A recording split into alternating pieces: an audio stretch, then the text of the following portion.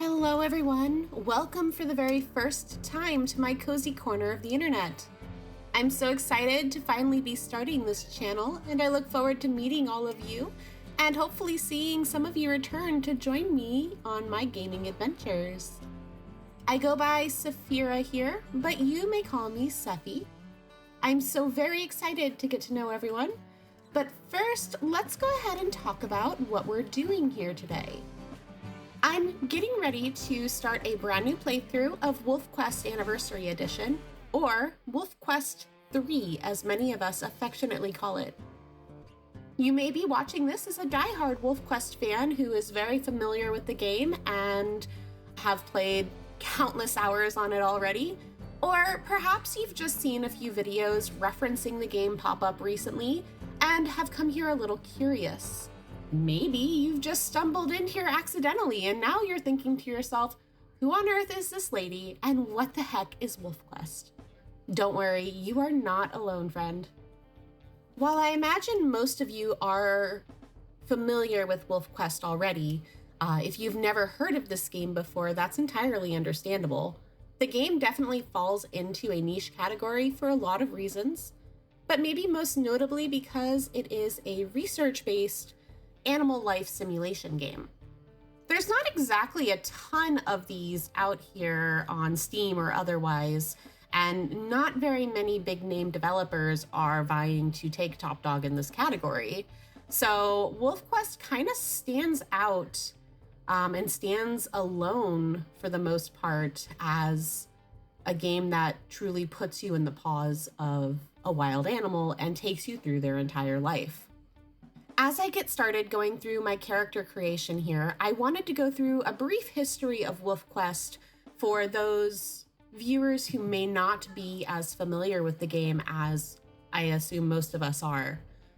WolfQuest was originally developed by EDU Web and the Minnesota Zoo with grant funding and donations, and it was initially designed as a fun, educational game for kids to help raise awareness for gray wolves and their important ecological role in the wild, specifically in Yellowstone. The first iteration of this game was released in 2007 as a free computer download, and it quickly built up a thriving community and fan base. I myself first became acquainted with this game around that time as a young adult just out of high school. I was already a fan of games like Okami and book series like Warriors by Aaron Hunter, so this game kind of ticked a lot of boxes for me that I already enjoyed, so I was instantly hooked. The original game consisted of a single episode and covered only the Amethyst Mountain map. It was much different from the WolfQuest you're seeing here today. They continued work on that original game until around 2011 when funding dried up and it was effectively shelved. This began after the release of the Survival of the Pack Deluxe Edition, also known as WolfQuest 2.5, which included a new map to explore, improved gameplay and weather effects, as well as a day-night cycle, more predator and prey species to encounter, and pups. The community, however, continued to thrive and grow, and interest for the game perpetuated until EDU Web picked it back up in 2014. A year later, they released a version of the game adapted for computers as well as iOS, Android, and Kindle devices called WolfQuest 2.7. This was the first paid version of the game, and it featured enhancements to gameplay, a new map called Lost River, as well as a multiplayer mode added to the Slough Creek map previously released in the second episode. This sparked renewed interest in the game, and it got the ball rolling for future developments, as it provided a revenue stream to help fund the game and make it more accessible. Now, admittedly, by this point in the development, I had long drifted away from the game, having grown busy dispersing from my own real-life pack and mastering my own survival. I am, however, thrilled beyond words to have found that fans continued to support the game long enough to see it to this point, because it allowed the developers to then begin work on WolfQuest Anniversary Edition, which first entered development around 2017 and then was released a couple years later for early access in 2019. Anniversary Edition is effectively the third version of WolfQuest, and it was presented as a completely remade game that expanded on the previous. It featured improved graphics, gameplay, simulation mechanics, and NPC predator and prey behaviors that felt much more realistic and natural. And since then, the developers have continued making improvements to the game, adding more maps to both the single and multiplayer versions of the game, and releasing several DLCs to further expand the WolfQuest world and add more customization options for the player wolves. I rejoined the game after coming across it by chance on a Leoden Reddit post very early this year, and have since purchased the game and all available expansions to help support it.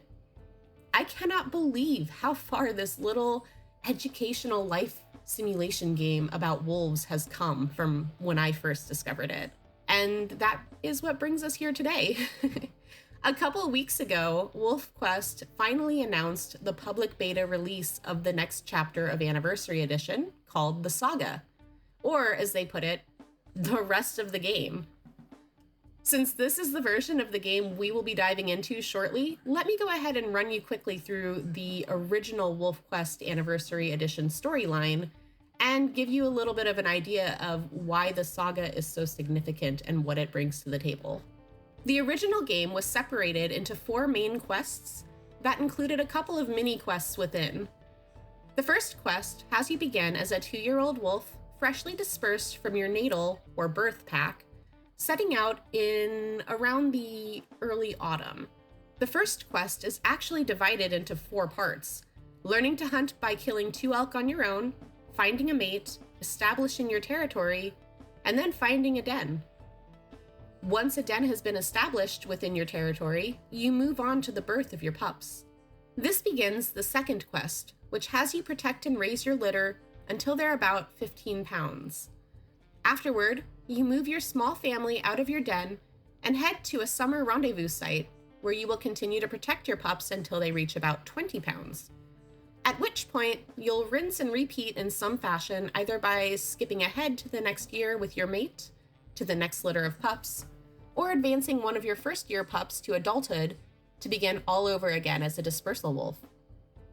Throughout these quests, the world and all of the NPC animals within it continue to change on an internal clock, and we get to see the seasons shift and the introduction and growth of NPC cubs, fawns, and calves as time passes. The original Anniversary Edition spanned from around autumn to the beginning of summer, and then has you skip ahead to the next autumn to start all over again. With the addition of Saga, we get 2 more mainline quests that will allow us to finally finish out the remainder of the year with our pups and see them grow into proper functional pack members who can then assist with hunting, territory defense, and the raising of our new pups of the year. This is a first for the series, as up until this point, we have never been able to experience pack life with more than just one other adult wolf, our mate. That is, unless we played on one of the multiplayer scenarios, which I unfortunately have not. Of course, the saga also introduces several other additions and changes to gameplay mechanics, but pretty much all of those are tied to the core edition, which is the ability to finally experience life as a fully fledged wolf pack. It promises to be a very ambitious and remarkable continuation of the story, and I, for one, am super excited to dive in. So without further ado, let us go ahead and begin our brand new WolfQuest with our friend Sage here. Also, just for reference, I will be playing as an Iron Wolf on Challenging, and I will have mate permadeath as well as both types of pup deaths turned on and gore settings turned on for any prey species that we hunt. If this bothers you, please feel free to skip past those parts. I will try and flag my videos for anything that may be potentially upsetting.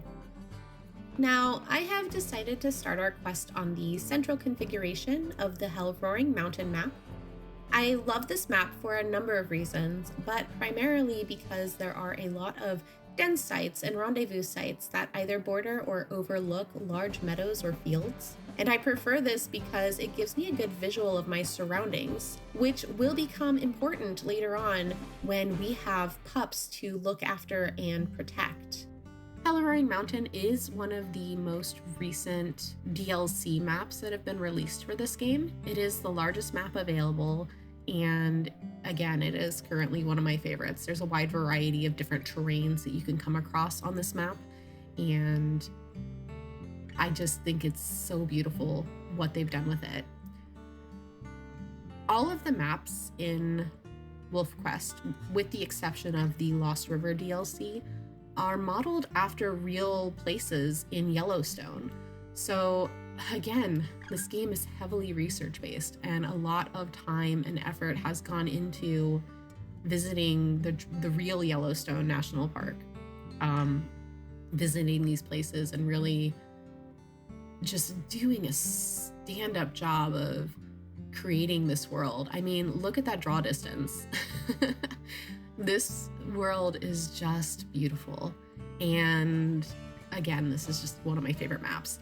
Now, the first quest has me hunt 2 elk to prove that I can support myself as a young adult wolf here on my own. And as luck would have it, I just happened to spawn right in front of a herd of elk. So this is going to be kind of a quick quest. Typically, when you start a new game on WolfQuest, you have to find an elk herd to hunt. So you have to use a combination of just roaming the map and using what's called your scent view to basically follow scent nodes to find them.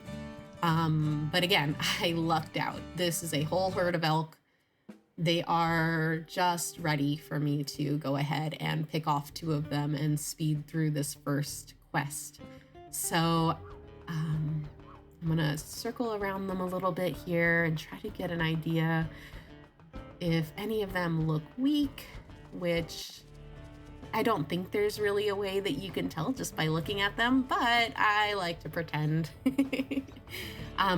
The best way to tell if there are any weak members of the herd is to run them down like this and to look for any that are going to fall down while we're running together. Now, you have to be careful because when you're running with the herd like this, you can get trampled. It can be kind of dangerous, so just be careful. I have locked on here to a calf, I believe, and I'm going to give it a little bit of a nibble to see if it's weak. You can't see their health bar until you actually take a bite out of them, so that is a tactic that a lot of WolfQuest players use to try to find a weakened member of the herd in lieu of waiting for them to fall. So like if you're a little bit more impatient, like I tend to be sometimes, you can just run along and nibble on these guys. And I actually just saw that one fall, I think. So let's go and check her out and see if she is weakened. I gotta catch up to him again. I'm not sprinting, so these guys aren't running too fast. Oh, this calf is kind of at full health, but let me just go ahead see if I can take it down. The mom will defend her baby, which you'd probably expect, but she can be kind of deadly. So not only do you have to be worried about the calf defending itself while you're trying to take it down, but you also have to dodge kicks from mom. So it gets kind of tricky sometimes. But this calf is going down pretty quickly, so it shouldn't be too hard for me. I'll just keep dodging mom here, circling around. Oh, she got me. Oh no, don't kick me again. Oops. All right. Let's calm down, everyone. Sorry, I just want to take your baby. You know, it's sad, but I gotta eat. I'm kind of hungry, but mostly I want to get to finding a mate. Oh, no, run. Oh no. Yeah, you gotta keep just jumping in and going for a bite and then dodging around. So you kind of play cat and mouse with them for a little while. The best bite to go for is a neck hold because you tend to take less damage that way, but it can be a little bit tricky to get in there and get that hold. And then again, you gotta let go and get away from those hooves that are flying at you. But there we go. I just brought down my first calf. So 1 elk down, 1 to go. I'm gonna go ahead and fill my belly here real quick, because you wanna fight on a full stomach. It's always better not to be hungry. And they do start you off a little bit hungry, which would be expected as a wolf just starting out on their own. You haven't really hunted anything yet. So I'm gonna fill up on this little guy, and then that elk herd hasn't moved very far away, so go ahead and howl to mark this carcass so that I can come back to it later. And then I'll probably go ahead and go after my next elk, since again, they're right here. They didn't go very far. So they're kind of asking to have one of their members picked off again. They are still running around a little bit. I'm not sure what's going on. They maybe still can smell me and are getting spooked by me. Oh well, let's go see if we can take down another one. They're already running, so we'll be able to catch up to them and see if anyone is gonna stumble and fall here. Oh, maybe not. Maybe they're gonna hang out. Okay. So again, I don't believe there's any way to tell just by staring at a herd of elk if there's one that's weaker than the others. I have told myself that if they keep their head down for prolonged periods of time, that might mean that they're weak, but it's probably just an eating animation. So again, I pretty much have just fooled myself into thinking that I can tell. And I have gotten lucky a couple of times and managed to hone in on an elk that was lower health just by using my pseudo method there. Gonna keep running around them and get them all running. That way we can take a nibble. No, you are full health. Maybe not that one. Oh, almost got run over there. Oops. So I'll just trail these guys and see if I can get someone to fall. Come on, come on. See if I can get close enough to nibble this one. Almost, almost, almost. Nope, you are full health too. Don't bite me. I mean, kick me. See if we can nibble this one.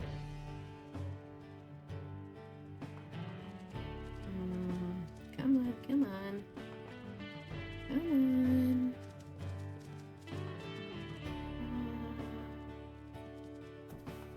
Oh, wait. He fell. Yes. All right. Yeah, this one's really weak. All right. Oh, don't kick. Don't kick. We're going to take him down. This is going to be real quick. He is very, very weak. That's a lucky one. Come on, come on, come on. Oh, yes. Going through the throat. You're going down. Oh, mama. Sorry. Sorry, I got your baby. And that is number 2. I'm not really hungry, but I'll mark this one too, I guess. I can always come back to it. All right, I've learned how to hunt. So the first quest is done. My wolf has made something of herself, and now it's time to go find a mate. Now that I've proven that I can feed myself effectively, now I get to go find another wolf to feed.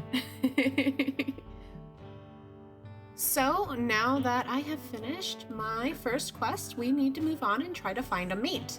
And we do that by primarily howling and looking for other wolves in the area to howl back for us. When you howl, you'll see an icon appear on the little mini compass under the wolf head there on the top left. And if it's a wolf that is interested in courtship, they will have a little heart above their heads. The wolves that you see in white will be other dispersal wolves like ourselves, but you can also find that there are wolves in other packs that are interested in courtship. And while I'm going over this, we have some coyotes here that are going to become a menace over my carcass. I'll deal with them in a second here. But, oh, they're biting me. Okay, guess we're going to deal with them now. So it happens very often that once you bring down an elk or a deer or something, very, very shortly after, you see predators trying to move in and take your kill from you. This happens more often than not, actually. And usually, at least in the old game, you could just do some emotes at them and growl a little bit and they would go away. But these coyotes are kind of persistent. And for some reason, I guess I'm being attacked by 2 different packs. What? What? I just chased away 3 and there's 3 more now. What the heck? All right. Guess we'll deal with this. But yeah, so these guys have been a little bit more persistent. I did try growling a little bit and they don't seem to care. Maybe it's because I'm here on my own and I'm not a threat by myself, or just because they are really bold. I'm not really sure, but it is certainly taking a little bit longer to get these guys to go away than usual. So while I try to chase the rest of these guys off here, we're going to be ending this episode here. I'm going to begin finding my mate in the next episode. So if you enjoyed this video and you want to hang out with Sage and I again, please feel free to go ahead and subscribe, and you can turn on notifications and YouTube will let you know when I've posted another video, and you can join us on our next leg of the adventure. And we'll go over the Find a Mate quest in more detail. These coyotes really are. They do not care. They really just want a piece of me, huh? They're just being kind of annoying here. Get out of here, you silly coyotes. This is mine. Even though, aw, come on. I just got a major injury from coyotes. Are you kidding me?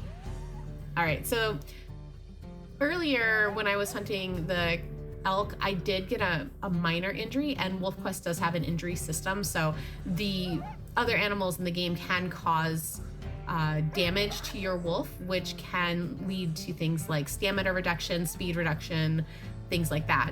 Minor injuries are not generally something that you can see, but if you get a major injury like these coyotes just inflicted on me, now I am holding up a leg and limping on it because they broke my leg, I guess. Oh my gosh, they are being annoying. Just go already. It is not worth it.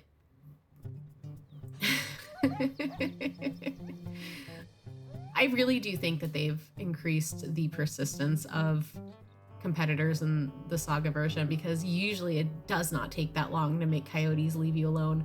And even the first pack left a lot quicker than these guys did, so. All right, so anyway, like I said, we will be doing the Find a Mate quest in the next episode. So we will be ending this one here in just a little bit. If you guys made it this far, I first of all want to say thank you. It is massively encouraging that you guys stuck around and were interested in what I had to say until the very end. And if you are new to WolfQuest and this video has piqued your interest in the game, I encourage you to go ahead and visit wolfquest.org to learn more and purchase this game for yourself. At present, the Anniversary Edition is only available for PC and Mac, and you can purchase it from either Steam or itch.io for $20. I do recommend purchasing from itch.io, as more of the revenue will go to the developers, and it does also grant you both Anniversary and the Classic 2.7 edition of WolfQuest, along with the Steam keys for both of them. So if you do prefer to play with Steam, you still get that ability, and you get to offer more of your purchase price to the developers to continue with this game. So it's kind of a win-win for everyone. I decided some time ago that I wanted to debut my YouTube channel with this Saga release, and since the game is not well known despite having been around for almost 2 full decades now, I wanted to incorporate some of the background and history of the game for potential viewers who might be new and are just getting exposure through things like YouTube, Twitch streams, coincidence, whatever. Hopefully this has been useful for some of you, and if so, then I feel like I've accomplished my goal today. Thank you again to everyone, and I look forward to continuing our adventure in the next video. In the meantime, if you would like to tell me about some of your favorite experiences or memories with WolfQuest, please feel free to leave a comment for me below. I hope to see some new players chiming in next time. Bye bye for now!